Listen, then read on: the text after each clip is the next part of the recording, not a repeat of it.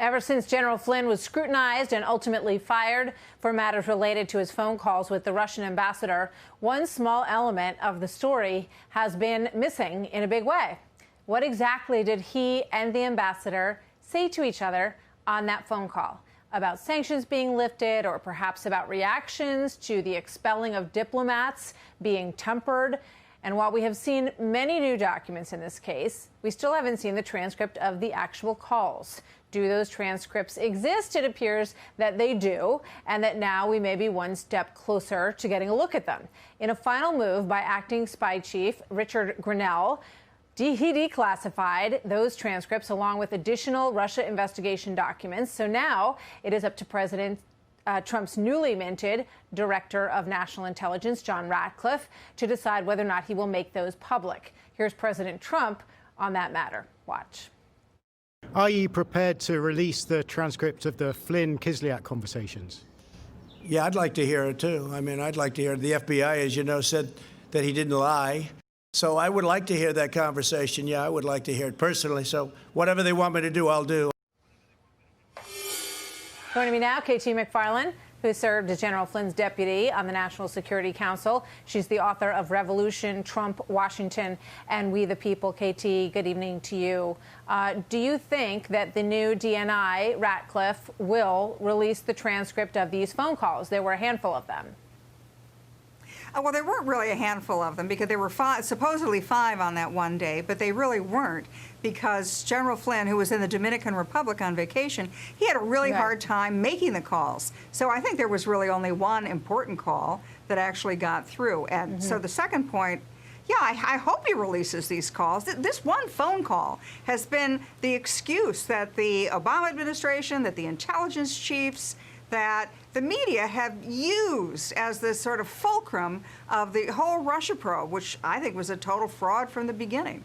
And if we find out what's in that transcript, then let the American people decide. I've never seen that transcript. I talked to General Flynn right before he talked to the Russian ambassador and right afterwards. But I, unlike several Washington Post journalists, I've never seen a transcript of it. Well, do you think those journalists actually saw a transcript, or that they were just told what the transcript said? Well, when I was in the White House, we got a phone call from the Washington Post. General Flynn was still in his job. I was in mine.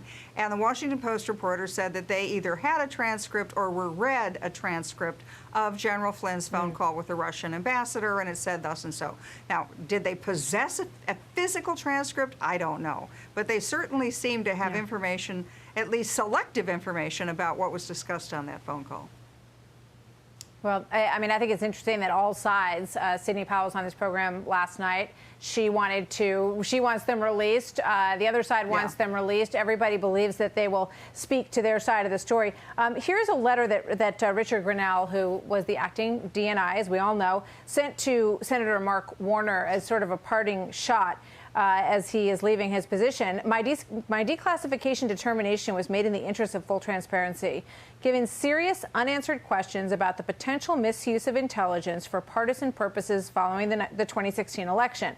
Cherry-picking certain documents for release while attacking the release of others that don't fit your political narrative is part of the problem the American people have with Washington, D.C. politicians. What do you think about that? I think he's right.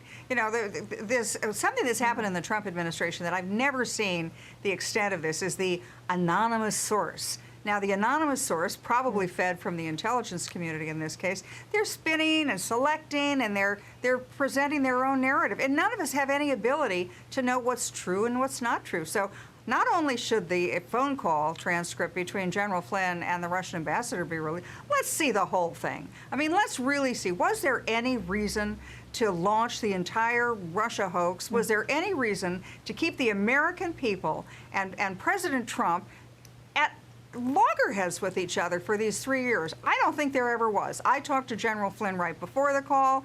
We discussed what he might say to the Russian ambassador. I talked to him right after.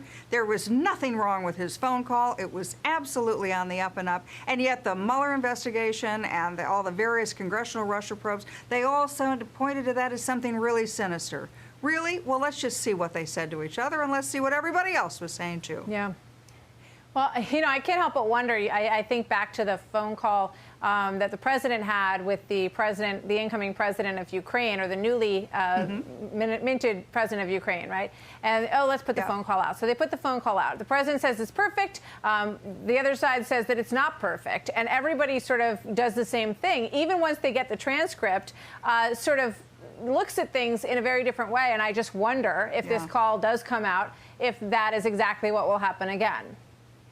It probably will, but the reason the Democrats have seized on that the call was a bad call was because they accused President Trump, through me to General Flynn, to the Russian ambassador, of trying to somehow cut a deal, to somehow undo the sanctions that President Obama had put down. I think you're going to find out that there was no deal cut. There was certainly, President Trump didn't tell me to direct Flynn to talk to the Russian ambassador in that way. So there was no there. Now, will other people say, well, yes, maybe, I suppose. You know, you can't talk about anything in Washington. The weather, face masks, everything is a political lightning rod. That's for sure. Katie, always good to see you. Thank you very much. Thank you, Martha.